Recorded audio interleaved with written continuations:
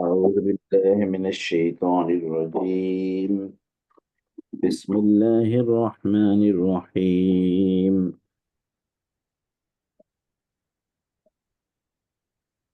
ولولا فضل الله عليك ورحمته لهمت طائفة منهم أن يضلوك وما يضلون إلا أنفسهم وما يضرونك من شيء وأنزل الله عليك الكتاب والحكمة وعلمك ما لم تكن تعلم وكان فضل الله عليك عظيما. لا خير في كثير من نجواهم إلا من أمر بصدقة أو معروف أو إصلاح بين الناس ومن يفعل ذلك ابتغاء مرضات الله فسوف نؤتيه أجرا عظيما. لا خير في كثير من نجواهم إلا من أمر بصدقة أو معروف أو إصلاح بين الناس ومن يفعل ذلك ابتغاء مرضات الله فسوف نؤتيه أجرا عظيما.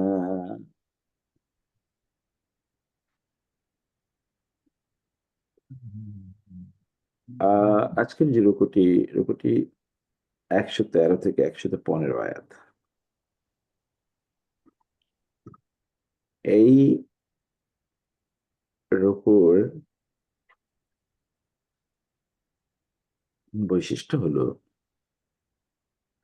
মুনাফিকদের যে আলোচনা গত রুকুর আয়াতগুলোতে এসেছে, অর্থাৎ মুনাফিকরা রাসূলুল্লাহ সাল্লাল্লাহু আলাইহি ওয়াসাল্লাম এর বিরুদ্ধে নিজের রাতে বিভিন্ন ধরনের চক্রান্ত, ষড়যন্ত্রমূলক যেই আলোচনায় থাকতো, সেটি নিয়ে আল্লাহ সুবহানাহু ওয়া তাআলা আলোচনা করেছেন।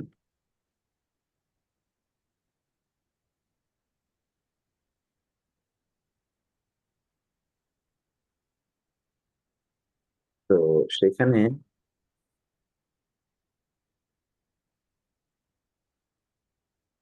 আজকের এই আলোচনায় আল্লাহ সুবহানাহু ওয়া তাআলা জানালেন রাসূলুল্লাহ সাল্লাল্লাহু আলাইহি ওয়াসাল্লাম জানার পরেও মুনাফিকদেরকে ক্ষমা করে দিয়েছেন। ১, ২ নম্বরে ওদের এই সলা পরামর্শ এগুলো যে সত্যিকার অর্থে ওদের জন্যই ক্ষতিকর এবং ব্যাকফায়ার করবে, বুমেরাং হবে, সেটি আল্লাহ সুবহানাহু ওয়া তাআলা জানিয়েছেন।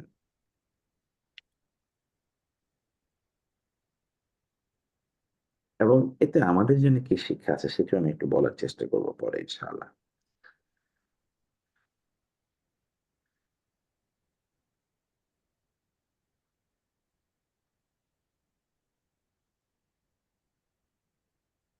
আমরা রুকু নাম্বার কত এটা ওস্তাদ এটা?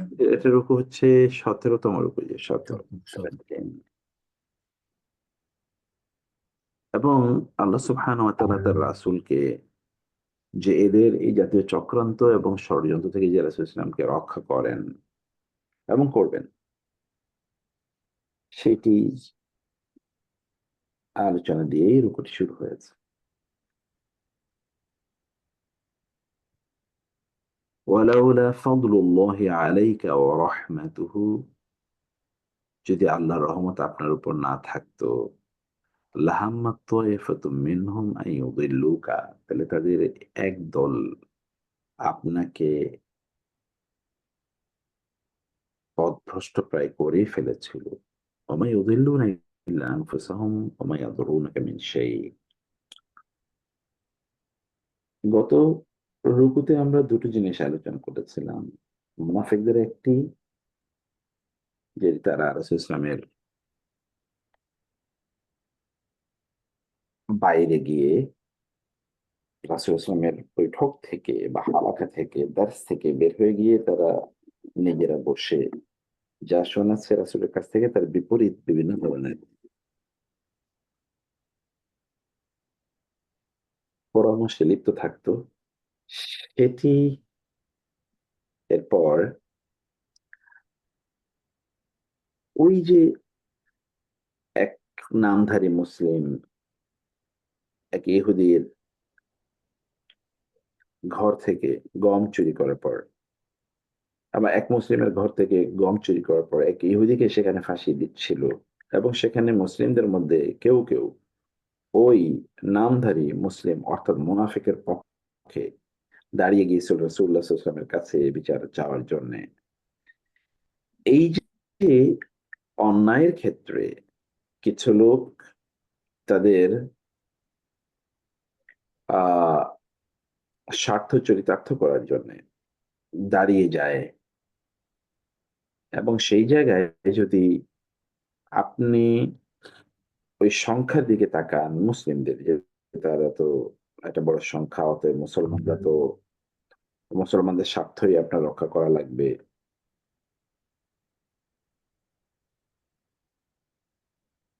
এই যে এই জাতীয় মানসিকতা লালন যারা করে তারা সত্যি করতে উম্মার ক্ষতি তারা করে, এবং এদের এই কাজে বা এই সংখ্যা দেখে, এটা একটা বড় সংখ্যা অথবা মুসলমানদের সম্মিলিত স্বার্থ আপনার রক্ষা করতে হবে, অথচ সেটা কিন্তু একটি জুলুম বা অন্যায়। আবার কোন অমুসলিম হওয়ার কারণে আপনি নিশ্চিতভাবে জানেন যে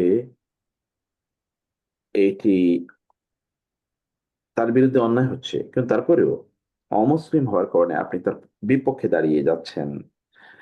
মুসলিমদের কেউ কেউ অথবা কোন একটা অংশ তারা অন্যায় করছে জেনেও, শুধুমাত্র তারা মুসলিম এই কারণে আপনি তাদের পক্ষে দাঁড়িয়ে যাচ্ছেন, এটা কিন্তু অন্যায়।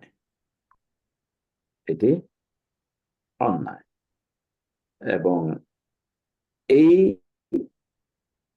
যে সেন্টিমেন্ট, এই সেন্টিমেন্ট যারা তৈরি করে তারা, অথবা তারা যে ইসলাম এর সাথে তাদের অ্যাটাচমেন্ট, অ্যালিজিয়েন্স, এইটাকে তারা এক ধরনের অস্ত্র হিসেবে ব্যবহার করতে চায়। এরা মূলত অন্যদিকে পথভ্রষ্ট করে, এবং এক্ষেত্রে রাসূলুল্লাহ সাল্লাল্লাহু আলাইহি ওয়াসাল্লামও যেন তাদের এই আহ মানে ইমোশনাল ব্ল্যাকমেইলিং এর শিকার না হন। আল্লাহ সুবহানাহু ওয়া তাআলা তার রাসূলকে সে ব্যাপারে সতর্ক বলে দিচ্ছেন, অথবা তাকে জানিয়ে দিচ্ছেন আল্লাহ তাকে রক্ষা করছেন বিভিন্নভাবে। যেমন আল্লাহ বলেছেন, ওয়ালাউলা ফাদলুল্লাহি আলাইকা ওয়া রাহমাতুহু, যদি আল্লাহর রহমত আপনার উপর না থাকতো লাহাম্মাত তাইফাতু মিনহুম আন ইউদিল্লুকা, তাহলে ওরা প্রায় আপনাকে পথভ্রষ্ট করে ফেলেছে। কিন্তু আল্লাহ তো will save his prophet, but ওয়ালা ওয়ামা ইউদিল্লুনা ইল্লা আনফুসাহুম, তারা তাদের নিজেরই কেবলমাত্র পথভ্রষ্ট করে। ওমা ইয়াদুরুনাকা মিন শাই, তারা আপনার কোনো ক্ষতি করতে পারে না, কারণ আল্লাহ is with you and Allah will protect you ultimately from any danger, from going astray. وأنزل الله عليك الكتاب والحكمة وعلمك ما لم تكن تعلم, আল্লাহ আপনার উপর কোরআন নাজিল করেছেন, আপনাকে প্রজ্ঞা প্রদান করেছেন, এবং আপনাকে এমন জ্ঞান দিয়েছেন যেটি আপনি জানতেন না। ওয়াকানা ফাদলুল্লাহি আলাইকা আযীমা, আপনার উপর আল্লাহর মেহেরবানি বিশাল, বিশাল মেহেরবানি। ফলে একদিকে আল্লাহ আপনাকে জ্ঞান দিয়েছেন, অন্যদিকে তিনি অ্যাক্টিভলি আপনাকে প্রটেক্ট করে যাচ্ছেন। এই যে আল্লাহর মেহেরবানি, নেয়ামত, আপনার উপর অনুগ্রহ, রহমত, ফদল, এটি সদা সক্রিয় থাকার কারণে এই মুনাফিকরা আপনাকে ক্ষতিগ্রস্ত করতে পারবে না। এখন প্রশ্ন হলো যে রাসূল ইসলামকে আল্লাহ সুবহানাহু ওয়া তাআলা ওহীর মাধ্যমে প্রটেক্ট করতেন, কিন্তু আমরা কিসের মাধ্যমে প্রটেক্টেড হবো? হ্যাঁ, ওহীর মাধ্যমে। এই যে ওহী, অ্যাজ ইফ ধরেন এটা এখন আপনার উপর নাযিল হয়েছে,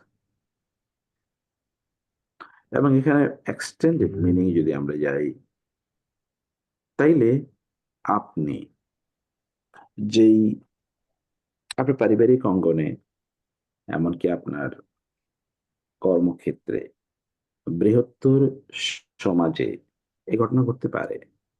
কি? তা হলো বৃহত্তর সমাজ যদি মানে সোশ্যাল ল্যান্ডস্কেপে যদি বলি, তাহলে আপনার দলীয় কোনো স্বার্থের জন্যে আপনি জানেন যে দলের এই অবস্থানটি অন্যায়। কিন্তু তারপরেও আপনি ওই দলের অবস্থানে যখন চলে যান, তখন আপনি মূলত পথভ্রষ্ট হয়ে যাচ্ছেন। আপনি জানেন যে এটি অন্যায়। কিন্তু দলের প্রধান এ কথা বলেছে। এটা আমি কেবল রাজনৈতিক দলের কথা বলছি না। এটা ধর্মীয় দল গোষ্ঠীর বিষয় এরকম হতে পারে। যেমন মাযহাবী। আপনি বলছেন যে হানাফি মাযহাবের কথা বলেছে। অতএব চোখ বন্ধ করে আপনি হানাফি মাযহাব বলছে ওকে, এটা ভুল বলছে বা শুদ্ধ বলছে দেখার কিছু না। বলছে তো বলছে এটাই মানলাম। যেমন আমাদের মসজিদ বা মাদ্রাসায় যারা ওলামায়ে কেরাম তারা কিন্তু ঠিক এইরকম এক ধরনের মানসিকতা লালন করেন। এটার সবসময় যে তারা দিনের ভালোবাসায় কাজটা করেন, নট নেসেসারিলি। তাদের মধ্যে এক ধরনের পলিটিক্যাল অ্যালিজিয়েন্স এর মধ্যে যেমন মাদকতা আছে, এর মধ্যে এক ধরনের মাদকতা আছে, ইনটক্সিকেশন আছে। এই ইনটক্সিকেশন এদেরকে কোরআন এবং হাদিসের বিরুদ্ধেও কখনো অবস্থান নিতে দেখা যায়। কোরআনে আছে, হাদিসে আছে কিন্তু আমার মাযহাবে নাই। অতএব আমি এটা মানব না। বৃহত্তর অর্থে রাজনৈতিক ক্ষেত্রে তো এটা কমন। কারণ রাজনীতিবিদদের মধ্যে নেফাকি থাকে বেশি। রাজনীতিবিদদের মধ্যে নেফাকি থাকে বেশি। রাজনীতিবিদরা তারা আ তাদের স্বার্থ উদ্ধারের জন্যে বা তাদের পলিটিক্যাল অথবা তাদের পার্টিগত আ স্বার্থের জন্যে তারা অনেক ধরনের মিথ্যার আশ্রয় নিয়ে থাকে এবং এটাকে তারা কোনো অন্যায় মনে করে না। যেমন ডোনাল্ড ট্রাম্প, তার বলতে গেলে সকল পদক্ষেপই ভুল। কিন্তু সেই পদক্ষেপগুলো ট্রাম্পের সদস্যরা অথবা বৃহত্তর আমেরিকান জনগোষ্ঠী সেটা কিন্তু ডিনাই করে না। নাইলে তার মতো একটা পাগলা গারদের লোক কিভাবে সবচেয়ে বেশি ভোট পায়? এটা তো হওয়ার কথা না। এমন একটা সভ্য সমাজে। তার মানে সেখানে হোয়াইট সুপ্রিমেসির কথা সে বলে, সে তো নিশ্চয়ই মানুষকে বিভ্রান্ত করে রেখেছে। আবার মানুষও তার ওই যে পলিটিক্যাল গেইন ইত্যাদির উপর ভিত্তি করে মানুষও ইয়ে হচ্ছে, সে সেটাকে সাপোর্ট করছে। এবং ফলস্তিনের এই যে সর্বশেষ যেই ধ্বংসযজ্ঞ এটা তো ওর নির্দেশই হয়েছে। তার বাইরে আপনার যেই মানে যদি আপনার কর্মক্ষেত্রের কথা বলি, সেখানে আপনার পক্ষের কিছু লোক আছে যারা আপনাকে পছন্দ করে বা আপনি তাদেরকে পছন্দ করেন অথবা একসাথে আড্ডা দেন, একসাথে গল্প করেন। ওদের কোনো গোষ্ঠীগত অথবা এদের মধ্যকার কোনো একজন কোনো ব্যক্তি যদি অন্যায় করে, তাহলে আপনি তার পক্ষে দাঁড়িয়ে যান। সে অন্যায় করেছে আপনি জানেন। অথবা কেউ আপনাকে পছন্দ করে না বা আপনি তাকে পছন্দ করেন না। ওই ব্যক্তির কোনো ভালো হলেও অথবা তার প্রতি অন্যায় হয়েছে তারপরেও আপনি তার সাপোর্টে যান না। অথবা সে কোনো ভালো কাজ করেছে তারপর আপনি অ্যাপ্রিশিয়েট করেন না। এটা কিন্তু এক ধরনের পথভ্রষ্টতা। আর আমাদের ফ্যামিলি এনভায়রনমেন্ট এরকম। কখনো, কখনো স্বামী-স্ত্রীর বিষয়ে আপনি তার সাথে যেহেতু বাকবিতণ্ডা করেছেন, এই কারণে আপনি তার ভালোগুলো অ্যাপ্রিশিয়েট করছেন না। অথবা আপনার সন্তানদের মধ্যে কাউকে আপনি একটু বেশি পছন্দ করেন। অতএব ও ভুল করলেও আপনি সেখানে কিছু বলছেন না, আর অন্যরা ভুল না করলেও আপনি তাকে হয়তোবা শাসাচ্ছেন। এই যে রাসূলুল্লাহ সাল্লাল্লাহু আলাইহি ওয়াসাল্লামকে আল্লাহ তাআলা বললেন যে, আল্লাহর স্পেশাল অনুগ্রহ না থাকলে ওরা আপনাকে পথভ্রষ্ট করে ফেলত। সো এক লোককে আপনি যখন সাপোর্ট করেন, পক্ষান্তরে ওরা আপনাকে পথভ্রষ্ট করে। কিন্তু আসলে আপনি নিজেই পথভ্রষ্ট হচ্ছেন, যেটি আল্লাহ তাআলা বলেছেন, "ওয়া মা ইউদিল্লুনা ইল্লা আনফুসাহুম।" তারা যারা এইভাবে আ ইমোশনাল ব্ল্যাকমেইল করতে চায়, ওরা নিজেরাও পথভ্রষ্ট এবং আপনি তাদেরকে সাপোর্ট করতে গেলে আপনি নিজেও কিন্তু পথভ্রষ্ট হয়ে যাচ্ছেন। কারণ আল্লাহ তাআলা বলেছেন আইয়ুদিল্লুকা, তারা আপনাকে পথভ্রষ্ট করতে চায়। এবং ওমা ইউদিল্লু ইল্লা আনফুসাহুম, ওরা নিজেরাও পথভ্রষ্ট হয়ে যায়। কিন্তু যেহেতু আল্লাহ তাআলা তার রাসূলকে কি করেছেন? রক্ষা করে চলেন। আল্লাহ তাআলা তার রাসূলকে রক্ষা করেন। অতএব সেটা তার স্পেশালিটি। কারণ ওয়া কানা ফাদলুল্লাহি আলাইকা আযীমা। রাসূল সাল্লাল্লাহু আলাইহি ওয়াসাল্লামের উপর আল্লাহ তাআলার স্পেশাল একটা মেহেরবানি ছিল। এটা হলো সেকেন্ড টু নান। কিন্তু وأنزل আমাদের জন্য কি وأنزل عليكم عليك الكتاب بالحق وأنزل عليك الكتاب وأنزل الله عليك الكتاب والحكمة وعلمك ما لم تعلم। এটা হচ্ছে আমাদের জন্য। আমাদের সামনে কিতাব আছে। আমাদের সামনে হিকমা আছে এবং আমাদের সামনে নলেজ আছে। অতএব এগুলোর উপর ভিত্তি করে আমাদেরকে সিদ্ধান্ত নিতে হবে। সেটা it may go in favor or in disfavor of our friends and associates। সেটি এ এ এই এই জায়গাটাতে আমাদের কোনোভাবে আ অন্যায়ের প্রতি ঝুঁকে যাওয়ার কোনো সুযোগ নাই বা মিথ্যার প্রতি ঝুঁকে যাওয়ার কোনো সুযোগ নাই। সেখানে ইমোশনালি আমি ড্রাইভেন হওয়ার কোনো সুযোগ নাই। লা খায়রা ফি কাসিরিন মিন নাজওয়াহুম ইল্লা মান আমারা বিসাদাকাতিন আও মা'রুফিন আও ইসলাহিম বাইনান নাস। এখন পরের আয়াতে যে ইস্যুটি এসছে যে লা খায়রা ফি কাসিরিন মিন নাজওয়াহুম, তাদের প্রচুর পরিমাণ গোপন সলা-পরামর্শে তারা থাকে। কিন্তু এগুলো কোনটাই তাদের জন্য কল্যাণকর না। তবে কেউ যদি ইল্লা মান আমারা সাদাকাতিন, কেউ যদি সাদাকার ব্যাপারে নির্দেশ দেয়, আও মারুফিন, অথবা কল্যাণের ব্যাপারে, আও ইসলাহিম বাইনান নাস, অথবা মানুষের মাঝে সংশোধনের ব্যাপারে, মানুষের মাঝে মীমাংসা করে দেওয়ার ব্যাপারে তারা বিভিন্ন পরামর্শে বসে, তাইলে সেটি তাদের জন্য কল্যাণকর। ওয়া মান ইয়াফআল যালিকা ইবতিগা মারদাতিল্লাহ ফাসাউফা নু'তিহি আজরান আযীমা। কেউ যদি এই কাজটি আল্লাহর সন্তুষ্টির জন্যে করে থাকে, তাহলে আল্লাহ তাআলা শীঘ্রই তাকে মহা পুরস্কার প্রদান করবেন। ইস্যুটা কি? আমরা বিভিন্ন সময়ে বিভিন্ন আলোচনায় বসে যাই। সেটা দিনের বেলা হোক, রাতের বেলা হোক, সেটা আড্ডাবাজিতে হোক, over the cups of tea or over coffee cups. আপনি যখন আলোচনায় বসেন তখন আমাদের what is the issue and the content of our discussion, আমরা কি নিয়ে আলোচনা করি? সে আলোচনাগুলো কি থাকে? In most of the cases এটা political issue, national, in some case এটা ইন্টারন্যাশনাল। হ্যাঁ, তাকে আলোচনা করা যাবে না? যাবে। কিন্তু এর বাইরে আর কি ব্যাপারে আমরা বসে যাই? আপনি যখন অ্যাগেইন অফিস এনভায়রনমেন্ট এ আপনার যখন ২ জন এক জায়গায় যান, তখন কিন্তু অন্য কলিগের ব্যাপারে আপনি বিভিন্ন ধরনের কথাবার্তা বলতে থাকেন। অমুকে ওই করছে, তমুকে ওই করছে, অমুকে একটু দেরি করে আসে, তমুকে একটু আগে আসে। অমুকে ঠিকমতো কাজ করে না, অমুকে আইসাই সোশ্যাল মিডিয়া টিপায়, অমুকে আইসাই চায়ের অর্ডার দেয়, অমুকে সেলারি কম, অমুকের বেশি, অমুকের এই হয়েছে, তমুকের এই হয়েছে। এই আলোচনা কি চলে না আমাদের? চলে। এবং এগুলো vitiating, এগুলো spiritually damaging, এগুলো আমাদের আধ্যাত্মিকতাকে ধ্বংস করে দেয়। আমাদের আত্মাকে কলুষিত করে, আমাদের রুচিকে নষ্ট করে দেয়, ইবাদতের স্বাদগুলো ধ্বংস করে দেয়। আমাদের অন্তরে কালো তিলকের মতো দাগ ফেলে দেয়। ফলে অন্তরে আমরা আল্লাহকে উপলব্ধি করি না এবং আ দিনের ক্ষেত্রে আমাদের অ্যাডভান্সমেন্ট বা সামনে এগিয়ে যাওয়ার যাত্রাকে রদ করে দেয়। মানুষের সাথে সম্পর্ক ভালো থাকে না। ফলে আল্লাহর সাথে আমাদের সম্পর্ক খারাপ হয়ে যায়।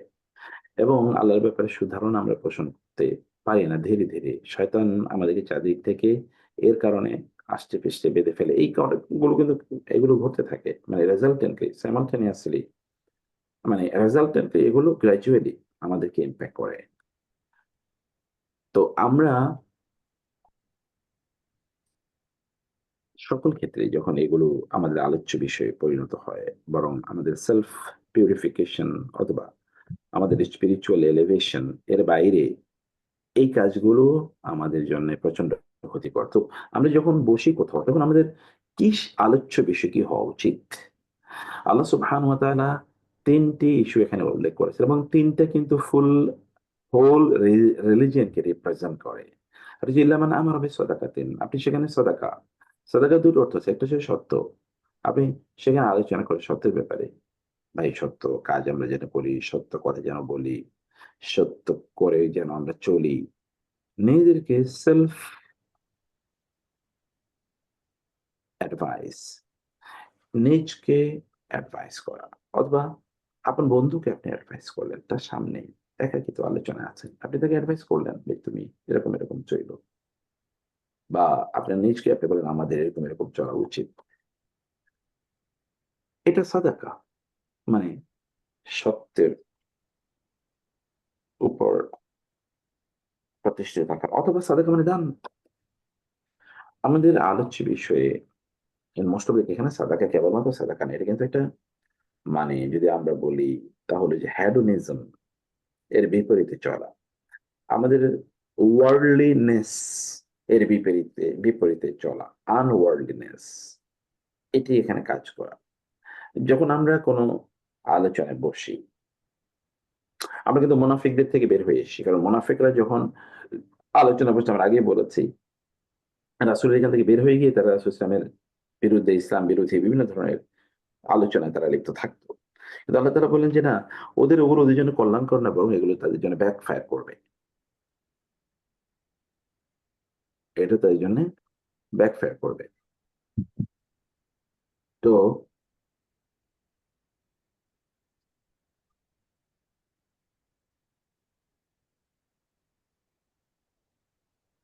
আচ্ছা, একে ডাবল চলে আসে, হ্যাঁ। তো তাইলে কি বরং তাদের কি করা উচিত ছিল এখন আমাদেরও কি? এখন ধরেন আপনি বলতে পারেন, আমরা যখন আলোচনায় বসি তখন আমরা কত সেলারি পাই, আমার বাচ্চারা কোন দেশে পড়ে, কোথায় থাকে, আমি কোন এলাকায় থাকি, আমার ফ্ল্যাটের স্কয়ার ফিট মানে তার কতটুকু, প্রশস্ততা কতটুকু, কোন এলাকায় জায়গা জমিন কিনেছি, আরো কি দুনিয়া সংক্রান্ত প্ল্যান আছে। এর বাইরে কি কিছু আছে? সেখানে কি আমরা আমাদের কলিগদের মধ্যে বা আমাদের আত্মীয়স্বজনদের মধ্যে যারা একটু বিপদে আছে, তাদের বিপদগুলো কিভাবে দূর করতে পারি এটা নিয়ে কি কোনো আলোচনা হয়? হয় না। অথচ এটাই তো আলোচনা হওয়ার ইস্যু ছিল। এটাই তো আলোচনা হওয়ার ইস্যু ছিল। এবং আমাদের সালফে সালেহীনের অবস্থা এরকম ছিল। এখন গির্জাগুলোতে হয়তো আপনি যদিও গির্জাগুলোতে লোকেরা কম যায় কিন্তু যারাই যায়, গির্জার ফাদার হয়তোবা তাকে জিজ্ঞেস করে যে, তোমাকে নতুন দেখছি, তোমাকে তো আগে দেখিনি কখনো।" তখন সে হয়তোবা বলবে যে, "হ্যাঁ, আমি আগে আসিনি। আ তবে আজকে এসছি। বলো পারিবারিক তোমার ব্যক্তিগত অবস্থা, পারিবারিক আমার একটু পরিবারের টেনশন আছে, আমার বাচ্চাটা অসুস্থ। চলো আমরা সবাই মিলে আজকে তোমার জন্য দোয়া করি।" এটা মুসলমানরা করত। খ্রিস্টানরা এখান থেকে নিয়েছে। আপনি মসজিদে যাওয়ার পর ইমাম সাহেব কবে আপনাকে জিজ্ঞেস করেছে, "ভাই আপনি কেমন আছেন? আপনাকে তো আগে দেখিনি। আপনার নাম কি? কোন এলাকায় থাকেন?" এই আলোচনা তো ইমাম সাহেবও করে না আর আমাদেরা যে পাশে বসে থাকি, আমরা যে পাশে থাকি, আমরা যার সাথে নামাজ পড়ি, তাকেও তো কোনদিন জিজ্ঞেস করি না। তাকে জিজ্ঞেস করে কি আমি পাশের ফ্ল্যাটেরই তো কোনদিন খবর নেই না। তো আমাদের আলোচ্য বিষয় কি? আমাদের আলোচ্য বিষয় তো ভিন্ন জিনিস। ফয়সাল ভাই ক্লাস শেষে ফোন দেব ইনশাআল্লাহ। আসসালামু আলাইকুম। আচ্ছা। তো তারপর মা'রুফিন অথবা মা'রুফ কোন কল্যাণ এর বিষয়ে আলোচনা। আমাদের যখন আলোচনা আসে তখন সমাজে পজিটিভ অ্যাক্টিভিজম এর ব্যাপারে আমাদের আলোচনাটা কি থাকে? মিটিং যে ১১ টার সময় আমাদের আমাদের পরিবারেও কি যখন আমরা পারিবারিক আলোচনায় বসি তখন আমাদের আলোচ্য বিষয় কি থাকে? সেটা নিশ্চয়ই থাকে আগামীকাল বাজার কি হবে? এবং অথবা আপনার মোস্টলি যেটা আমাদের ডিসকাশন এ চলে আসে সেটা হলো যে আমাদের আত্মীয়স্বজন কে কি আকাম-কুকাম করেছে এগুলো। অমকের এই, অমকের সেই। এর বাইরে তো আলোচনা নাই। তো মারুফ সেখানে কোথায়? আও ইসলাহি বাইনান নাস। অথবা আমরা কেবল অন্যের দোষ ত্রুটি ইত্যাদি আলোচনা করার চেষ্টা করি এবং সেখানে আরো আগুন জ্বালিয়ে দেওয়ার চেষ্টা করি। কিন্তু সেখানে ইসলাহ কই? আও ইসলাহি বাইনান নাস কোথায়? মানুষের মাঝে ইসলাহ করা। অথবা মানুষের মাঝে ইসলাহ করা সেটা কই? সেটা তো কিন্তু আমরা পাই না। সেটা কিন্তু আমরা দেখছি না। মানুষের মাঝে ২ জনের মাঝে ২ ব্যক্তির মাঝে দ্বন্দ্ব আছে। এই দ্বন্দ্ব আমরা নিরসন করার জন্যে বৈঠকে বসেছি ২ বন্ধু। ওনাদের একটু সমস্যা হয়েছে, চলো তো কেমনে সমাধান করা যায়, বুদ্ধি বাইর করি। না। বরং ওইখানে আরো কিভাবে আগুন জ্বালিয়ে দেয়া যায়, পেট্রোল জ্বালিয়ে দিয়ে ওইটাকে আরো পুড়িয়ে দেয়া যায়, সেই আলোচনায় আমরা লিপ্ত থাকি।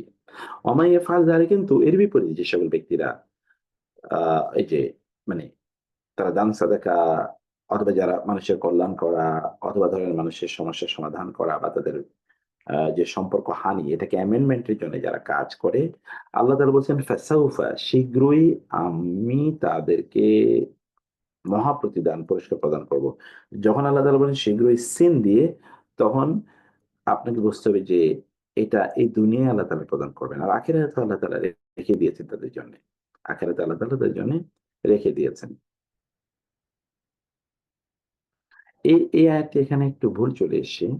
এই আয়াতটা হবে ওমাই ইউশাকিকিল্লাহ ওয়া রাসূলাহু। ওমাই ইউশাকিক, এই যে ওমাই ইউশাকিকিল্লাহ, কিন্তু এখানে আমি আপনাদের এই আয়াতটাকে এখানে এইটাই আবার এখানে পেস্ট হয়ে গেছে। আয়াতটা হলো যে ওমাই ইউশাকিকিল্লাহ ওয়া রাসূলাহু ওয়া ইয়াখশাল্লাহ ওয়া ইয়াত্তাকিহি। আর যে ব্যক্তি আল্লাহ সুবহানাহু ওয়া তাআলাকে, এটা হলো ১০০,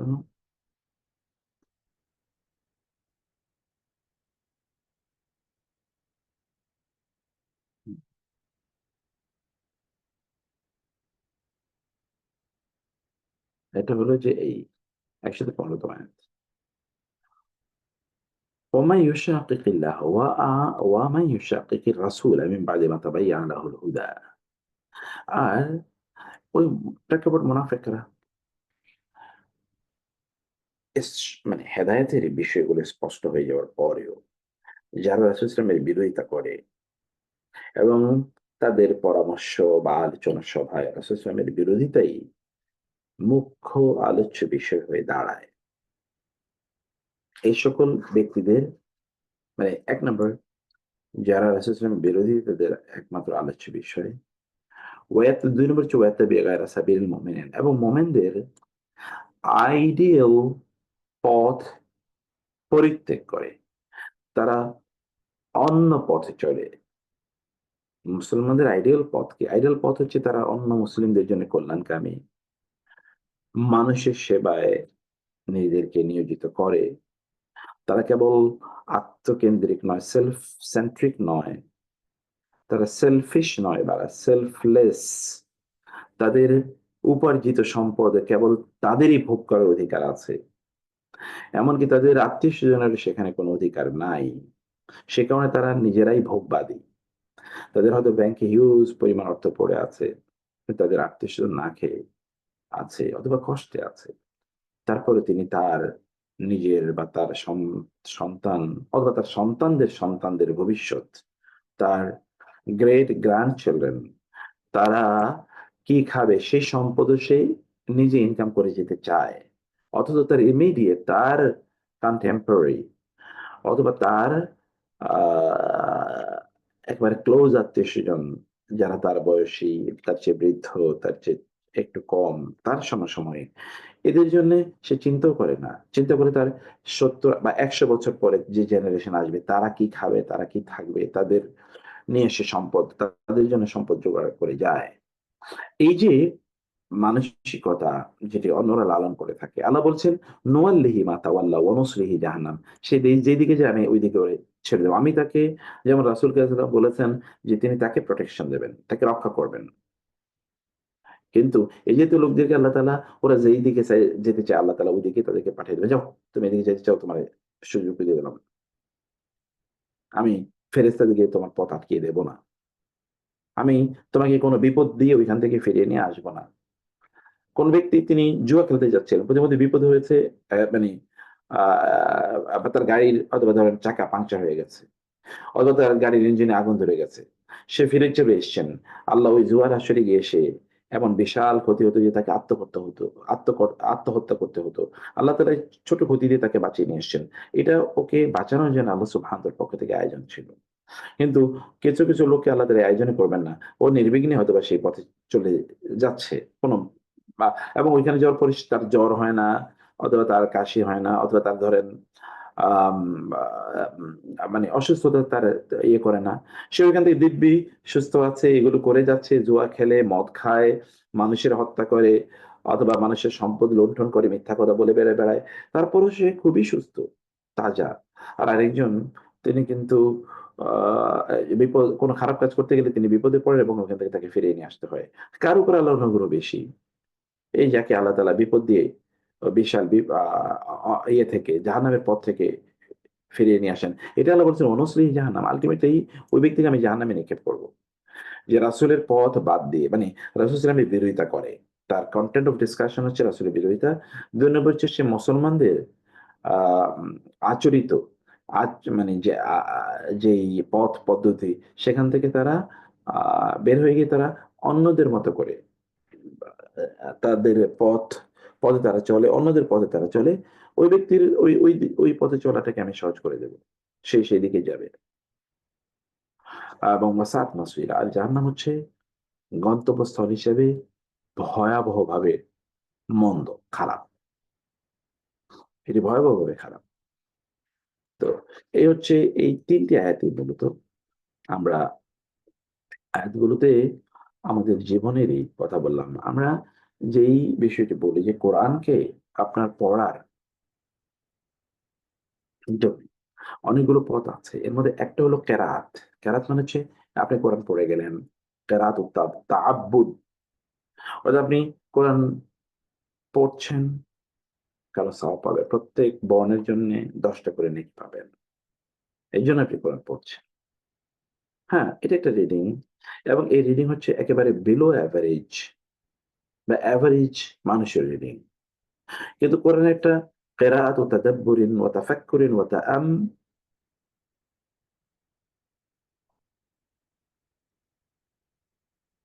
তাআম্মুকিন এবং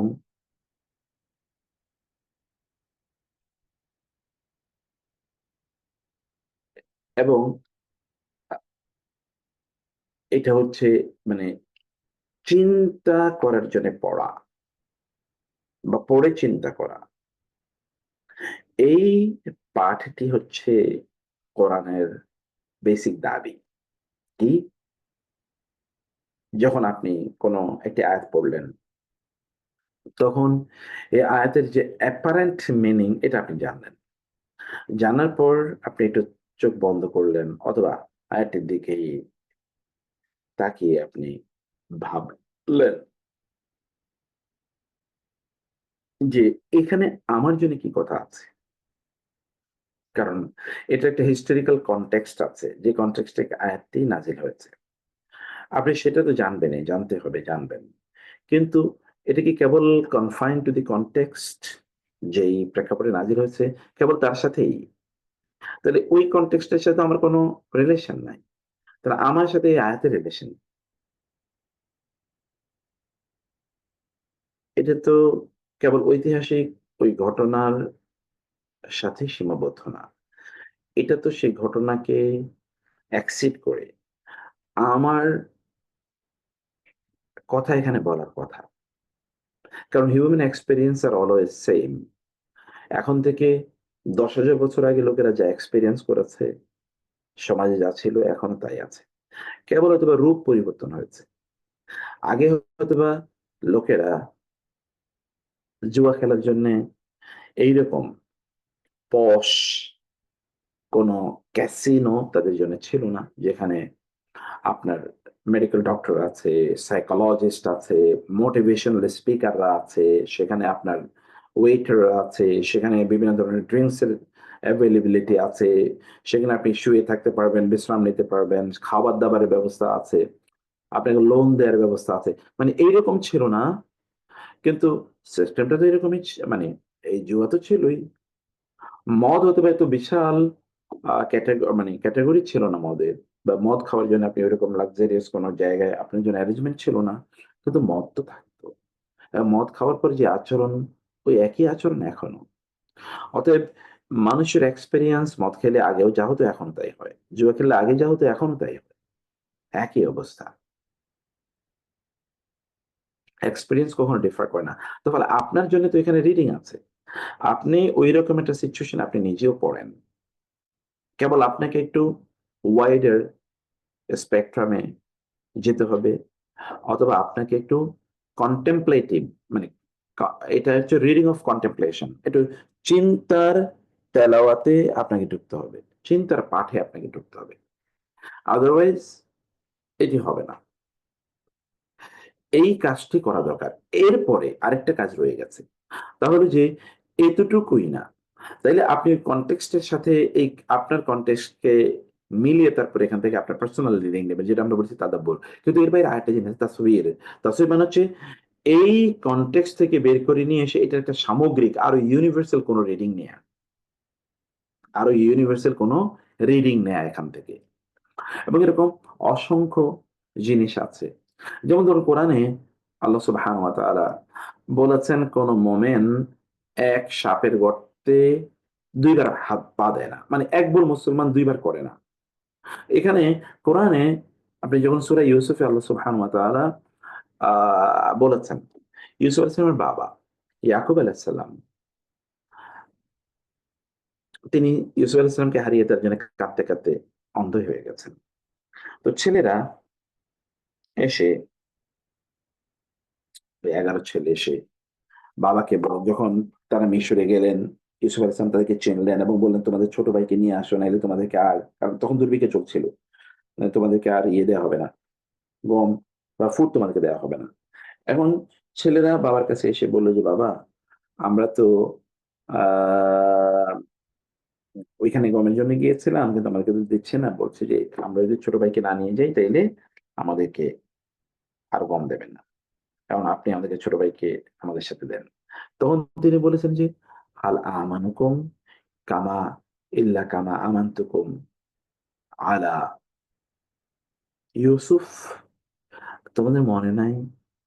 আমি তো ইউসুফের ব্যাপারে তোমাদেরকে একবার বিশ্বাস করছিলাম। কিন্তু তোমরা করছো কি? এখন আবার ইউসুফের ছোট ভাইকে তোমাদের কাছে দেব? না, এটা করব না। এই যে তিনি একই mistake, the same mistake he doesn't commit again. এখান থেকে আপনি দেখেন, আপনি রিডিং কোথায় নিচ্ছেন? আরেকটু ওই জায়গা থেকে আরো বৃহত্তর পরিসরে আপনি রিডিংটা নিয়ে যাচ্ছেন। আরো বৃহত্তর এবং এটার প্রপার বিকল আপনি গোটা উম্মার জন্য এখান থেকে হয়তো ব্যালেন্স নিয়ে নিচ্ছেন। আরো অসংখ্য জিনিস এখানে থাকতে পারে। যেমন আমি ট্রেনিং এর কথা বলি, যে মানুষকে ট্রেনিং দিতে হবে। কারণ ট্রেনিং এর বিষয় আপনি কোথায় পাবেন? কোরআনে। কোরআনে আছে। যেমন মুসা আলাইহিস সালাতু ওয়াস সালামের হিস্টোরিক্যাল সেই আ যেই মানে আ ইয়ের কথা, মানে ওই জাদুকরদের সাথে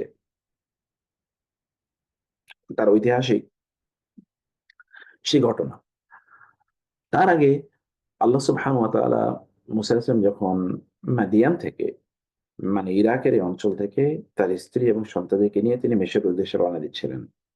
প্রতিবেদন তুর পাহাড়ে আল্লাহ তাআলা তাকে মানে আ আ আ ওইদিকে তিনি যাওয়ার সময় তিনি বললেন যে, "ওই দূরে আমি আগুন দেখতে পাচ্ছি।" কারণ রাতের অন্ধকারে তারা যাচ্ছিলেন।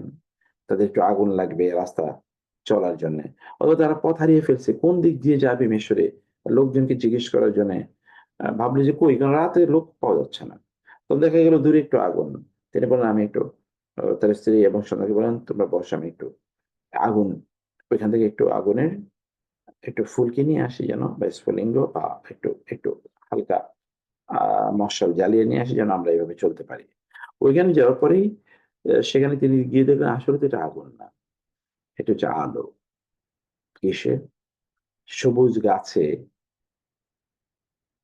মানে মরিচা বাতি, মানে আলো, কোন আলোকসজ্জা যদি আপনি করেন তাহলে যেমন এরকম আলোকসজ্জার মতো থেকে আরো হাজার গুণ বেশি ওই গাছ থেকে মানে আলো এরকম ঠিকরে বের হচ্ছে। এবং সেখানে যাওয়ার পর আল্লাহ সুবহানাহু ওয়া তাআলা তার সাথে কথা বললেন। ফাকাল্লামা আল্লাহু মূসা তাকলিমা। আল্লাহ মূসা আলাইহিস সালামের সাথে কথা বললেন। এবং সেখানে আল্লাহ সুবহানাহু ওয়া তাআলা মূসা আলাইহিস সালামকে ওই যে ২ টা মুজিজা দিলেন। একটা হচ্ছে যে আল্লাহ বলছেন যে, "তোমার হাতে কি এটা মূসা?" বললেন, "লাঠি।" আল্লাহ কি জানেন নাকি? "হ্যাঁ।" বলে, "তোমার লাঠিটা মানে ছুঁড়ে ফেলো।" ফেলার পরে এটা বিশাল অজগর সাপ হয়ে গেছে। এটা দেখে মূসা আলাইহিস সালাম দিছেন দৌড়।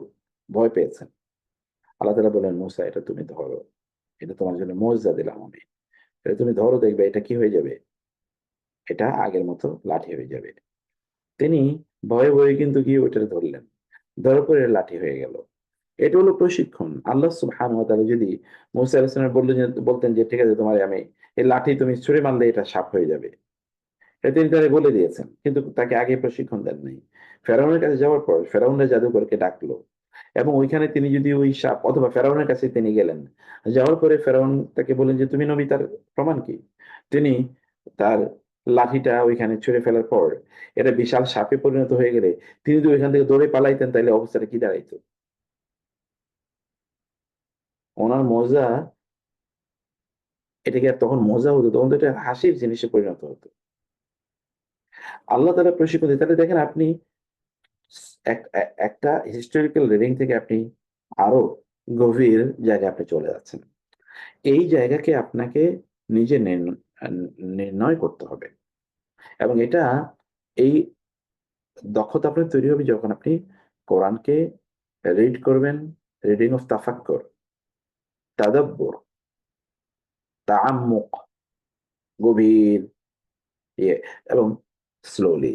যেমন আপনি পড়ছেন ওয়ালাউলা ফাদলুল্লাহি আলাইকা ওয়া রাহমাতুহু লাহাম্মাত তাইফাতুম মিনহুম আন ইউদিল্লুক, পড়ছেন, ভাবছেন। আপনি এরকম পড়েন কি পড়লেন আপনি? আপনি তো কি পড়ছেন আপনি নিজেও বুঝেননি। এই পড়া দিয়ে আপনি কেমনে বাঁচবেন? এই জন্য তো কোরআন আল্লাহ তাআলা নাযিল করেন নাই। তাই না? তো আ এই এরপরে আপনি দেখেন ওয়ামা ইউদিল্লুনা ইল্লা আনফুসাহুম। ও তো আমরা এখন আ আ শাব্দিক বিশ্লেষণে একটু যাই ইনশাআল্লাহ। ওয়া আর লাউলা, লাউ যদি লা না, ফাদলুল্লাহ আল্লাহর অনুগ্রহ, আলাইকা আলা এবং আপনার উপর না থাকতো, ওয়া এবং রহমাতুহু তার রহমত যদি না থাকতো, তাহলে কি লা হাম্মাত, তাহলে অবশ্যই সিদ্ধান্ত নিয়েই ফেলেছিল, সংকল্প নিয়েই ফেলেছিল তয়ফাতুন একটি দল, মিনহুম তাদের মধ্যকার, ওই যে মুসলমানদের মধ্যে একটি দল যারা মুসলিম হওয়ার কারণে অন্য নামধারী মুসলিম যে মূলত মুনাফিক তার পক্ষে দাঁড়িয়ে গিয়েছিল। তাইলে এই মুসলিমরা ইমোশনালি যারা অন্য ইয়েকে সাপোর্ট করছে, আল্লাহ বলছেন এই একদল মুসলমান তারা সিদ্ধান্ত নিয়েছিল আইয়ুদিল্লুকা, আনজি ইউদিল্লু পথভ্রষ্ট করবে আপনাকে। আপনার পথভ্রষ্ট করা মানে কি? তার মানে হচ্ছে তিনি ভুল বিচার দেবেন। দেখেন আল্লাহ তাআলা একটা ভুল বিচারকে পথভ্রষ্টের সাথে তুলনা করেছেন। আমি সেদিনও বলেছিলাম আপনাদেরকে যে যারা, যেমন জুডিশিয়াল সিস্টেমে যারা চাকরি করে, তারা কিন্তু একটা ভয়াবহ বিপদে আছে। যদি না তারা সেখানে লিগ্যাল মানে শরিয়া ম্যান্ডেটেড, শরিয়া গাইডেড প্র্যাকটিস না করে। বিচারকরা তারা আ পলিটিক্যাল কনসিডারেশন এ কোন জাজমেন্ট প্রদান করলে সে তো ভয়াবহভাবে কেয়ামতের দিন এর মুখোমুখি হবে। অন্যদের চেয়ে এটা কত গুণ বেশি হবে, আ এটা এটা বলার মানে বোঝানোর কোনো ভাষা নাই। কত বেশি হবে। কারণ কখন কোন একটা রাষ্ট্র ব্যবস্থা ওলটপালট হয়ে যায় কোন একটা জুডিশিয়াল জাজমেন্ট এর কারণে। আবার যারা ধরেন ল প্র্যাকটিস করে, জানেন যে তিনি যে প্লেইন্টিফ এর পক্ষে তিনি দাঁড়িয়েছেন বা তার যেই আম আ এ ম উ উ মক্কেলের পক্ষে তিনি দাঁড়িয়েছেন। এই মক্কেল নিশ্চিতভাবে অপরাধী। কিন্তু তারপরেও তিনি তার পক্ষে দাঁড়াচ্ছেন। কারণ এখানে তার ইনকাম আছে। এখানে তার ইনকাম আছে। আপনি কিন্তু এই যে ব্যক্তিরা কিন্তু পথভ্রষ্ট হয়ে যাচ্ছে। অন্যরা তাদেরকে পথভ্রষ্ট করছে এবং তারাও পথভ্রষ্ট হয়ে যাচ্ছে। কিন্তু এদিকে ওমা ইউদিল্লুনা ইল্লা আনফুসাহুম। ওয়া আর মা না ইউদিল্লুনা তারা পথভ্রষ্ট করে ইল্লা ছাড়া ব্যতীত আনফুসাহুম তাদের নিজেদেরকে তারা পথভ্রষ্ট করে। মানে যারা এই কাজগুলো করে তারা নিজেরাই পথভ্রষ্ট। আর যারা তাদেরকে এই কাজে সাহায্য করছে তারাও পথভ্রষ্ট। আল্লাহ তাআলা রাসূলকে বলেছেন ওয়ামা ইয়াদুররুনাকা মিন শাই ওয়া আর মা না ইয়াদুররু তারা ক্ষতি করবে আপনার দররা ইয়াদুররু মিন কোন শাইইন কিছু। তারা আপনার কোনো ক্ষতি সাধন করতে পারবে না। তো তারা তাদের নিজেদের ক্ষতি করছে। কারণ আল্লাহ তাআলা তার রাসূলকে রক্ষা করবেন যেটা আগেই বলেছেন। ওয়া আর আনজালা নাযিল করেছেন আল্লাহু আল্লাহ আলাইকা আলা এবং আপনার উপর। আল কিতাব কিতাব নাযিল করেছেন, ওয়াল হিকমা এবং হিকমা প্রজ্ঞা। আল্লাহ তাআলা আপনার উপর কিতাব এবং হিকমা নাযিল করেছেন। ওয়া আল্লামাকা ওয়া আর আল্লামাকা, তিনি আপনাকে শিখিয়েছেন মা যা লাম তাকুন তা'লাম, আপনি জানতেন না। আল্লাহ আপনাকে তা শিখিয়েছেন। রাসূল সাল্লাল্লাহু আলাইহি ওয়াসাল্লামকে আল্লাহ তাআলা বলছেন, ওয়া কানা ফাদলুল্লাহি আলাইকা আযীমা, ওয়া আর কানা হয়, রয়েছে ফাদলুল্লাহ আল্লাহ আলাইকা আলা এবং আপনার উপর আযীমা মহান। মানে আপনার উপর আল্লাহ তাআলার অনুগ্রহ মহান। কিন্তু আল্লাহ তাআলা তার রাসূলকে রক্ষা করবেন। বাট এটা আমাদেরকে করবেন নট নেসেসারিলি। আচ্ছা, লা খায়রা, লা মানে নেই, খায়রা কোন কল্যাণ, ফি মধ্যে কাসিরিন অধিকাংশ, মিন হতে, নাজওয়া হোম। আমরা সেদিন বলছিলাম নাজওয়া মানে হচ্ছে গোপন সলা পরামর্শ। এবং এখান থেকেই নাজওয়া থেকে সে মুনাজাত, এই যে নাজওয়া মুনাজাত, এবার একটা মিম যোগ করে নাজওয়ার সাথে এটা মুনাজাত হয়ে যায়। মুনাজাত আমরা কি করি? গোপনে আল্লাহর সাথে কথা বলি। গোপন কথাবার্তা। তো তাদের অধিকাংশ এই যে গোপন, নির্জন, নিভৃত, একাকী ডিসকাশন বা শলা পরামর্শ, এর মধ্যে কোন কল্যাণ নাই। ইল্লা তবে, মান যে আমারা নির্দেশ দেয়, আমারা সাদাকাতেন, তবে যে মানুষকে সাদাকার নির্দেশ দেয় কোন একটা আলোচনায় অথবা নিজেরা বসে সে আলোচনা, তারা সাদাকা নিয়ে আলোচনা করে। সাদাকা মানে আমরা বলেছি কিন্তু এটা একটা রিপ্রেজেন্টেটিভ, তার মানে সে আখেরাতি জীবন সম্পর্কে আলোচনা করে। আও মারুফিন, অথবা কল্যাণের ব্যাপারে আলোচনা করে, সমাজের কল্যাণ, মানুষের কল্যাণ, নিজের স্পিরিচুয়াল কল্যাণ, অথবা ইসলাহিম, অথবা সংশোধন, মীমাংসা, বাইনান নাস, মানুষের মাঝে কিভাবে মীমাংসা করা যায়, ফয়সালা করা যায়, মানুষের আভ্যন্তরীণ দ্বন্দ্বগুলো কিভাবে দূর করা যায়, পারস্পরিক প্রতিহিংসা, জিঘাংসা, বিদ্বেষ, শত্রুতা কিভাবে দূর করা যায়, এগুলো এসে আলোচনা করে। ওয়া আর মান যে সে ইয়াফআল করে, যালিকা ওয়া, তার মানে আপনারা যদি কখনো গোপনে আলোচনায় বসেন তাহলে এগুলো আমাদের আলোচনার কনটেন্ট হতেই হবে। আর কেউ যদি এই সকল কাজগুলো করে, শেষে যে ৩ টা বলা হয়েছে সাদাকা, আমর সাদাকা, মারুফ এবং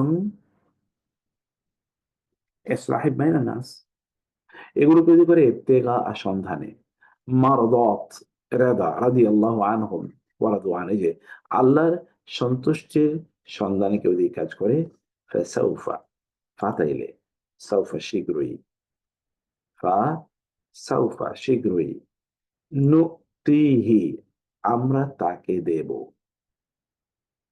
আমরা তাকে দেব আজরান, প্রতিদান, আযীমা, মহান, আমরা তাকে মহান প্রতিদান প্রদান করব। ওমাই ইউশাকিকিল্লাহ, আর ওয়া আর মান যে সেকে ইউশাকিক, শাকাকা ইউশাকিকু, এর হচ্ছে বিরুদ্ধাচারণ করা, আর রাসূলের মিন বাদে পরে, মা যা তাবাইয়ানা স্পষ্ট হয়েছে, লাহু ওই ব্যক্তির জন্য, আল হুদা ওই ব্যক্তির জন্য, হেদায়েত স্পষ্ট হয়ে যাওয়ার পর, যেই ব্যক্তি, মানে আপনার কাছে হেদায়েত স্পষ্ট, আপনি জানেন যে আপনি যা করছেন তা অন্যায় করছেন, ইউ নো ইট, অথবা আপনি জানেন যে কোরআনে এই বিষয়ে স্পষ্ট মানদণ্ড দেয়া আছে। তারপরেও আপনি তার বিপরীত কাজ করছেন বা কথা বলছেন। ওয়ায়াত্তাবি, এবং সে অনুসরণ করে, গায়রা ছাড়া, সাবিল পথ, আল মুমিন, মুমিনদের পথ ভিন্ন অন্য কোন পথ সে অনুসরণ করে। আল্লাহ বলছেন এই সকল ব্যক্তির জন্য নুওয়াল্লিহি, আমরা তাকে ফেরাবো, নুওয়াল্লি এবং হি, মা যেদিকে তাওয়াল্লা সে ফিরে যেতে চায়, এ ব্যক্তি ওইদিকে পাঠাবো। তুমি যেহেতু আল্লাহ রাসূলের পথ চলো নাই, তুমি যেহেতু শরিয়া মোতাবেক চলো নাই, তুমি যেদিকে যেতে চাও সেদিকে যাবো। এবং এই কারণে যে সমাজগুলো বা যে ব্যক্তি, যে পরিবার, যে প্রতিষ্ঠান শরিয়ার বিরুদ্ধে চলতে চায়, আল্লাহ তাআলা তাদেরকে জোর করে শরিয়ার পথে নিয়ে আসেন না। যে রাষ্ট্র বা সমাজ এবং পশ্চিমা সভ্যতা, তারা নিজেরা ধ্বংসের পথে যাচ্ছে। এলজিবিটিকিউ, এটা যদি, যেই ছেলেটি ছেলে থেকে মেয়ে হচ্ছে, যে মেয়েটি মেয়ে থেকে ছেলে হচ্ছে, ওর বাবা-মা যদি এরকম হইতো, অথবা যে এখন বলছে যে মানে ছেলেরা ছেলেকে বিয়ে করবে, মেয়েরা মেয়েকে বিয়ে করবে। যে এই এই বক্তব্যটা মেনে নিচ্ছে, তার বাবা-মা যদি এরকম করত তাহলে ওর জন্ম হতো কোত্থেকে? তাহলে মানব সভ্যতা আসতো কোত্থেকে? এই আল্টিমেটলি ওরা জাহান্নামের পথে যাচ্ছে অথবা ধ্বংসের পথে যাচ্ছে দুনিয়াতে, আখিরাতে তো আছেই। কিন্তু তারপরেও দেখেন তারা কিন্তু অবলীলায় এই কাজ করে যাচ্ছে। তাদের পার্লামেন্টে এটা পাস হচ্ছে। তাদের বড়, বড় রাজনীতিবিদরা এগুলো করছে এবং এইজন্য তারা billions of dollars they are investing. বাংলাদেশে বিগত রেজিমে প্রায় $1 বিলিয়ন খরচ করেছে এখানে LGBTQ প্রতিষ্ঠা করার জন্য। বিগত রেজিমে আমেরিকা থেকে $1 বিলিয়ন এটা বাংলাদেশের একটা ইউনিভার্সিটির তাদের একটা হেলথ সেন্টার আছে, সেই সেন্টারের মাধ্যমে এগুলো এসে এবং এগুলো ডিস্ট্রিবিউশন আছে। "ওয়ানুসলিহি জাহান্নাম" আল্লাহ বলছেন আল্টিমেটলি নুসরি আমি তাকে দগ্ধ করব। অথবা তাকে নিক্ষেপ করব। কারণ আমরা বলেছিলাম সলা এর দুটো অর্থ। এর হচ্ছে দগ্ধ কার্যে নিক্ষেপ করা। কোথায়? জাহান্নামে। আর সাত কতই না মন্দ নিকৃষ্ট মাসিরা গন্তব্যস্থল। জাহান্নাম কতই না নিকৃষ্ট গন্তব্যস্থল এবং সেখানে এই জাতীয় ব্যক্তিদেরকে থাকতে হবে। তো জাযাকুমুল্লাহ খায়ের। আমার একটা ইয়ে আছে, আজকে একটা প্রোগ্রাম আছে। আমি মুক্তার ভাই, আসসালামু আলাইকুম। আপনি যাওয়ার আগে শাহিদ বলছি, আসসালামু আলাইকুম। জি, কেমন আছেন? তো জি, আলহামদুলিল্লাহ। সরি, একটু দেরিতে জয়েন করছে। আমার ছেলে নাতনি অনেক ভোরবেলায় গেছে, নামায় এসে শুয়ে আর ফজর পরে আবার উঠতে উঠতে একটু দেরি হয়ে গেছে। ও মুক্তার ভাই, ওই ইয়ে মোনাজাতের কথাটা, এই যে যেটা ওইখানে যে ওয়ার্ডটা আছে এবং গোপন সলা পরামর্শ এবং মোনাজাত যোগ করলে যে আল্লাহ তাআলার সাথে আমরা যে গোপনে যে প্রার্থনা, এখন এইটার যে ইনকংগ্রেশন, যখন আমরা নামাজ পড়ি, নামাজের পরে আমরা যখন ধরেন সৌদি আরবে যাই, একেবারেই দেখি না যে ইনকংগ্রেশন প্রেয়ারের পরে একসাথে মোনাজাত হচ্ছে, জি, যেটা is in line with what you just mention.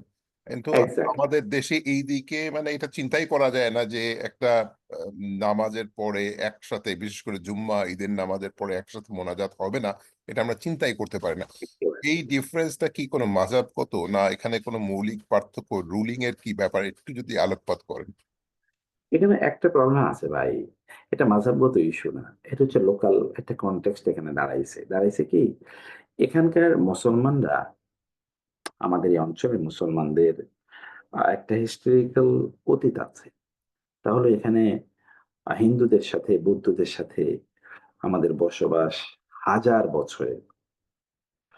আবার আমাদের পূর্বপুরুষদের মধ্যে আ সবার পূর্বপুরুষ না। কারণ হতে পারে আপনাদের পূর্বপুরুষরা বাইরে থেকে আরব বিশ্ব থেকে, সে কারণে এখানে হাজার, হাজার অ্যারাব সেটেলার এখানে আছে। আ যেমন ইখতিয়ার উদ্দিন বখতিয়ার খলজির সাথেই তো ১০,০০০ এসছে। যারা নন বেঙ্গলি এবং তারা বাংলাদেশে এসে ইয়ে করে, শাহজালাল ইয়েমেনের সাথে এসছে এরকম, শাহপরানদের সাথে এসছে, যারা বিজনেস করতে এসছেন এখানে তাদের সাথে এসছে। তারা এখানে তো মুসলমানরা যেখানে গেছে ওইটাকেই তারা তাদের দেশ হিসেবে গ্রহণ করেছে। ওইটাকে তাদের শোষণের হাতিয়ার, ওইখান থেকে ব্যবসা-বাণিজ্য করে টাকা-পয়সা ইউরোপিয়ানদের মতো করে লুট করে নিয়ে যাবে, এটা মুসলমানরা কখনোই করে নাই। যেখানে গেছে সেখানে তারা তাদের দেশ বানিয়ে নিয়েছে। ওইখানকার লোকাল লা আ মানে লোকজনের সাথে তারা মিশে গেছে, বিয়ে-শাদী করেছে। তো আমি যেটা বলছিলাম যে একটা বিশাল অংশের পূর্বপুরুষেরা যেহেতু আ হিন্দু বা বৌদ্ধ তারা ছিল এবং সেখান থেকে তাদের রিভার্সন হয়েছে। অথবা হিন্দু বৌদ্ধদের সাথে আমরা দীর্ঘদিন মিলেমিশে একসাথে আমরা ছিলাম।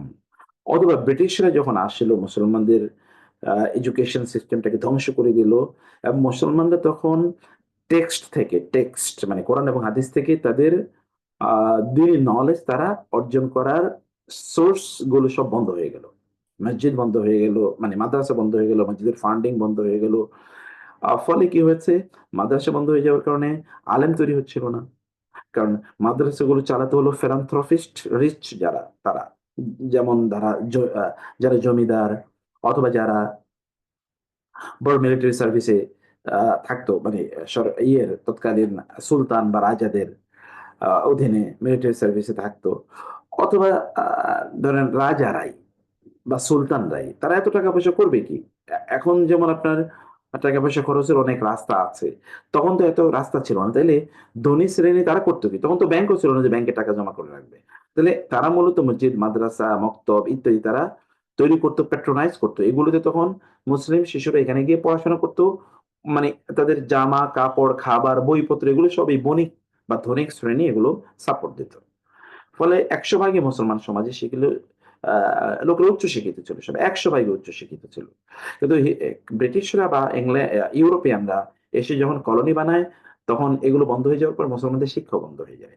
ফলে মুসলমানরা কি হয়েছে, তারা ওই হিন্দুদের কালচার গুলি তারা গ্রহণ করা শুরু করেছে। এখন যদি আপনি আমাদের পূর্বপুরুষের অনেকের নামের সাথে আপনি যদি দেখেন, দলিল দেখেন জমি, তাহলে দেখবেন যে শ্রী আওলাদ হোসেন, মানে মুসলমান নাম কিন্তু তার আগে একটা শ্রী আছে।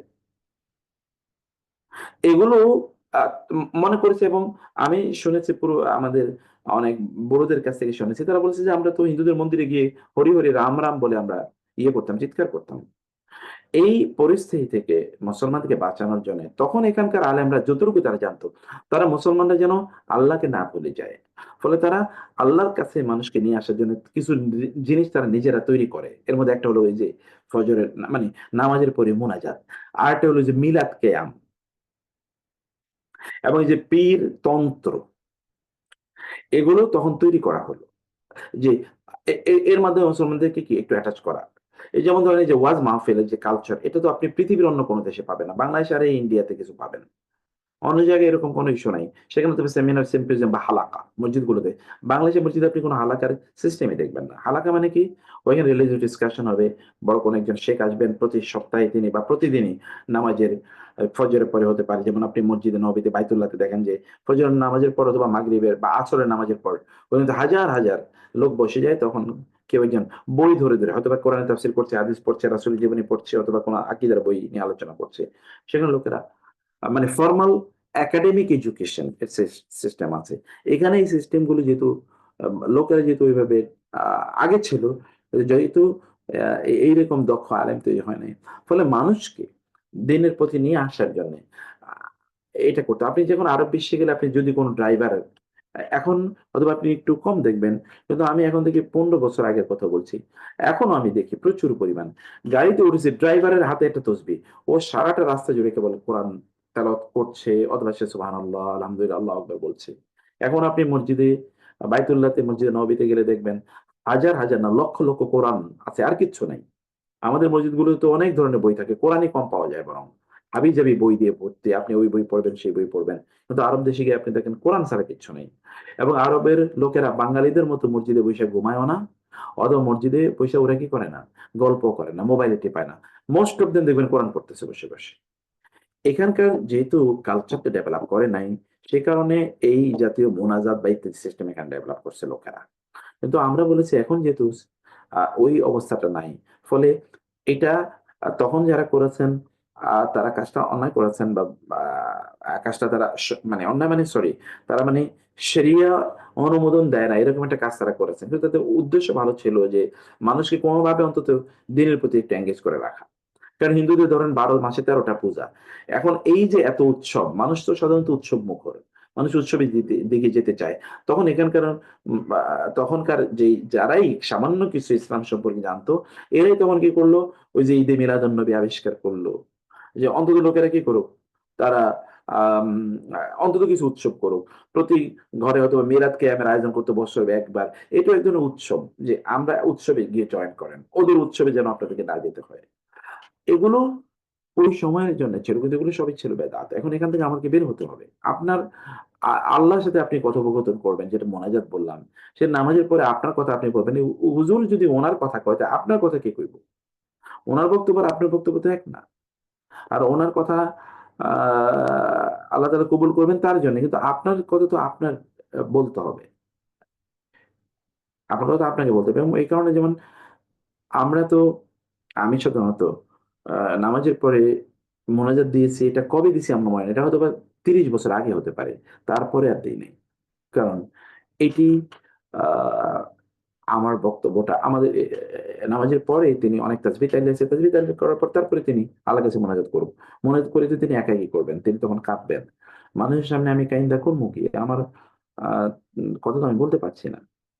আর আমাদের ইমাম সাহেবরা যেটা একটা অন্যায় করেন, তাহলে যে নামাজ পড়ান 5 মিনিট, মোনাজাত দেন হচ্ছে 15 মিনিট, একটা পুরোটা কাজ একটা অন্যায় কাজ করছেন।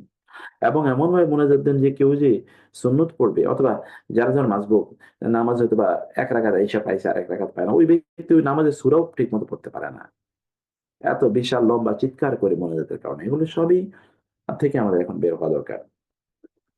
মুক্তার জি, ভাই থ্যাংক ইউ। ওয়ালাইকুম। হুজুর, আমি একটু কথা বলবো। আমি একটু জি, আজকে না হয় আপনি উত্তর না দিলেন, পরের দিন দিলেন আর কি, যেহেতু আজকে রিলেটেড ছিল প্রথম, আর এই এখন তার একটু বলবো। জি বলেন প্লিজ। সেটা হচ্ছে ওই যে বলতে প্রথম একটা কথা বলছিলেন, এই শেষেরটা একটু পরে বলতেছি, যে মুসলমানরা দেখা যাচ্ছে যে তার নিজের দলকে বা ইসের জন্য অনেক সময় এইরকম অন্যায় সাপোর্ট করে। এই গতকালকে আমাদের এক বড় ভাই, আসলে সে নাস্তিক, সে ঘোষিত নাস্তিক, সে একটা পোস্ট দিছে, দেখলাম পোস্টটা এইটার সাথে মিলে যায়। সে লিখছে যে এই মুসলমানরা আহ তাদের নিজেদের ব্যাপারে তারা কোনো সময় প্রতিবাদ করে না, তাদের কোনো দুঃখ নাই। যেমন ইখওয়ানুল মুসলিমিন মিশরে, সেখানে ছাত্রদের প্রায় লক্ষ লক্ষ ছাত্র হত্যা করছে এবং একদিনে মিশরের 70,000 ছাত্র মারা গেছে। বিশ্বের কোন মুসলমানরা তার প্রতিবাদ করে নাই। 6 লক্ষ হুতি এই ইয়েমেনে, সৌদি আরব বোমা মেরে হত্যা করছে। বর্তমানে এরা আমেরিকাও বোমা মারতেছে, এ ব্যাপারে মুসলমানদের কোনো কথা নাই। পাকিস্তানে এই শিয়া সুন্নি বোমা বাস করে এই পর্যন্ত 48টা থেকে শুরু করে 3 লক্ষের মতো শিয়া মারা গেছে, কিন্তু এই ব্যাপারে মুসলমানদের কোনো কথা নাই। ইরাকের যুদ্ধে প্রায় 8 লক্ষের মতো মুসলমান মারা গেছে, সেটা থামানোর জন্য মুসলমানদের তেমন কোনো তৎপরতা ছিল না।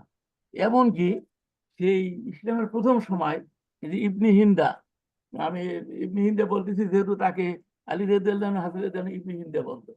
সে সিফফিনের যুদ্ধে তখনকার সময় 65,000 সাহাবী মারা গেছে তার এই যুদ্ধের কারণে।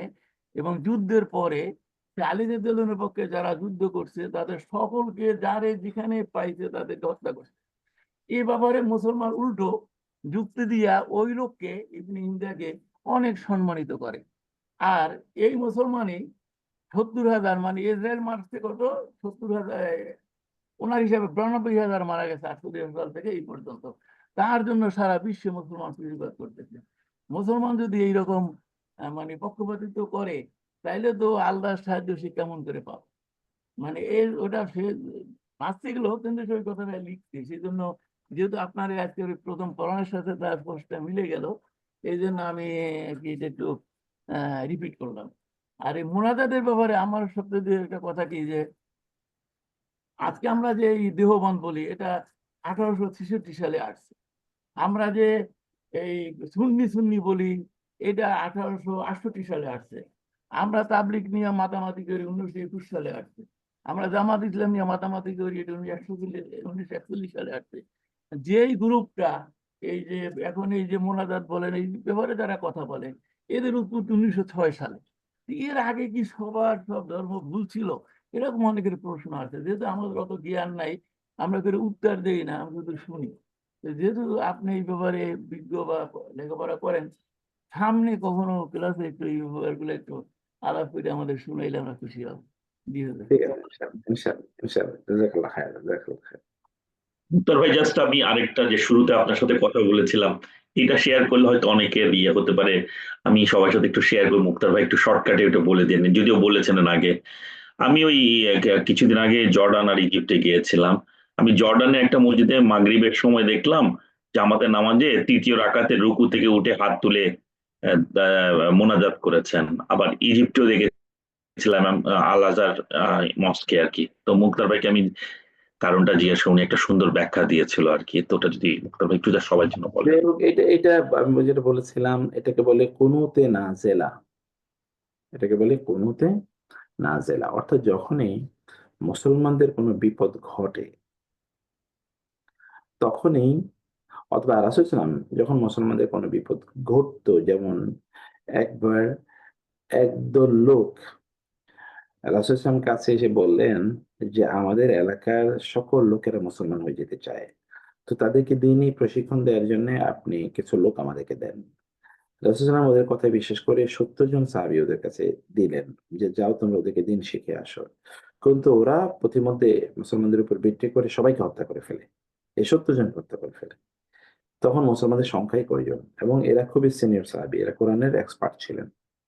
তখন রাসূল সাল্লাল্লাহু আলাইহি ওয়াসাল্লাম ওদের বিরুদ্ধে প্রায় ১ মাস কুনুতে নাজেলা প্রত্যেক নামাজে তিনি মুসলমানদের জন্য এই যারা এরকম অন্যায়ভাবে নিহত হয়েছেন, শহীদ হয়েছেন তাদের জন্য তিনি কেঁদেছেন এবং যারা এই ষড়যন্ত্র করেছে তাদের বিরুদ্ধে তিনি দোয়া করেছেন। এটা কারণ কি? কারণ হচ্ছে যখন এটা এক ধরনের সোয়াচের রোগ। যখন আপনি দেখবেন যে মুসলমানরা কোথাও মাইর খাচ্ছে তখন যেমন আ নেতানিয়াহু যখন এটা শুরু করেছে তখন কিন্তু এই যে মোদিও একই কাম করা শুরু করেছে। মানে এটা যখন আপনি দেখবেন যে আ আপনি তো তাদেরকে মারলে কেউ কিছু বলার মতো না। তখন দেখবেন অন্যরা এটা করা শুরু করে দিয়েছে। তো এই কারণে রাসূল ইসলাম যেন এই প্রবণতা অন্য জায়গায় যেন তৈরি না হয় এবং এটি কিন্তু কয়েকবার এই ঘটনাটা ঘটেছে। এই একই মানে এই সময়ে কয়েকটা জায়গায় এই ঘটনা ঘটেছে মুসলমানদেরকে রাসূল ইসলামের সাহাবীদেরকে বিভিন্ন জায়গায় হত্যা করেছিল এই ঘটনা। তখন তিনি ১ মাস প্রত্যেক নামাজের শেষ রাকাতে রুকু থেকে দাঁড়িয়ে অথবা রুকুতে যাওয়ার আগে হাত তুলে আল্লাহর কাছে দোয়া করেছেন। যেখানে আমরা বিতরের নামাজে যেরকম কুনুত করি ঐরকম কুনুত করেছেন। এটাকে বলা হয় কুনুতে নাজেলা। আমাদের দেশে এটা লোকেরা বুঝেও না, কেউ এটা করেও না। কিন্তু আরবরা যখনই এরকম কোনো ঘটনা ঘটে তখন তারা এই কুনুতে নাজেলা তারা করে থাকে। আমরা নিজেরা আমি যেমন এই জুমার আগের জুমাতে আমি জুমার নামাজে কুনুতে নাজেলা করাইছি। এখানে মাযহাবী একটা বিতর্ক আছে যেমন হানাফি মাযহাব অনুসারে কেবল ফজরের নামাজে কুনুতে নাজেলা করা যায়। আর অন্য সকল মাযহাব অনুসারে সকল নামাজে আপনি কুনুতে নাজেলা করতে পারবেন। তো থ্যাংক ইউ ভেরি মাচ। আমার একটা প্রোগ্রাম আছে। আমাকে একটু বের হতে হবে আরকি। আমরা নেক্সট ক্লাসে তাহলে বিস্তারিত আলোচনা করব। জাযাকুমুল্লাহ খায়ের। আসসালামু আলাইকুম ওয়া রাহমাতুল্লাহ। ওয়া সাল্লাল্লাহু সুবহানাহু ওয়া তাআলা নবিয়ানা মুহাম্মদ ওয়া আলিহি ওয়া সাহবিহি আজমাইন। সুবহানাকাল্লাহুম্মা ওয়া বিহামদিকা আশহাদু আল্লা ইলাহা ইল্লা আনতা আস্তাগফিরুকা ওয়া আতুবু ইলাইক। আসসালামু আলাইকুম ওয়া রাহমাতুল্লাহি ওয়া বারাকাতুহু। ওয়া আলাইকুম আসসালাম ওয়া রাহমাতুল্লাহ।